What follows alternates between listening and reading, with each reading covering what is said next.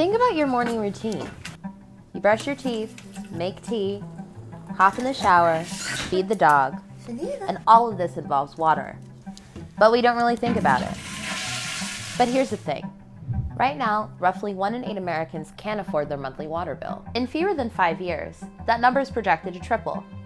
America's water systems were built between the early and mid-20th century. The infrastructure was only meant to last for 75 to 100 years. Today, the cost of repairing, maintaining, and replacing this outdated plumbing is forcing utility bills to skyrocket. At the same time, federal funding for U.S. water systems has dropped nearly 75%. In 2010, the United Nations declared water access a human right, but there's no U.S. law that guarantees it. This means families are suffering through water shutoffs, accruing debt, and in some cases, getting evicted for being behind on bills. Water bills, water rates are so incredibly regressive. We need to really change the way we pay for water service and have it backed by a progressive revenue stream. Meet Roger Colton, the go-to guy for cities taking a new approach to water bills. His proposal was simple: create utility bills that charge customers based on their income instead of usage alone. Income-based payments aren't just good social policy, they make business sense too. It's better to collect 90% of a $70 bill than it is to collect 60% of a $100 bill. You not only collect more revenue, but you're spending less in the process of collection. The less a household owes, the less a utility has to pursue, borrow, and write off. The utility's bottom line goes up, and low-income households' bills go down. And this prevents struggling households from facing a range of issues, from illness to foregoing other critical expenses, all which continue the cycle of poverty.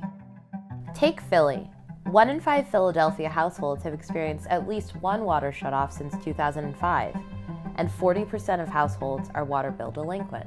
Last July, Philadelphia became the first city in the country to issue income-based water bills. Now, bills can be as low as $12 a month. But while some 6,600 households are enrolled, nearly 10 times more are eligible. The force behind the legislation, Councilwoman Maria Quinones Sanchez, chalks the low numbers up to an enrollment system that needs improvement. And we're frustrated because you have to print the application straight from the computer. It's only valid for 2 weeks. You can't photocopy it. So there have been some barriers that we're going to have to work through. Soon, Philly will be rolling out several aggressive initiatives to boost participation.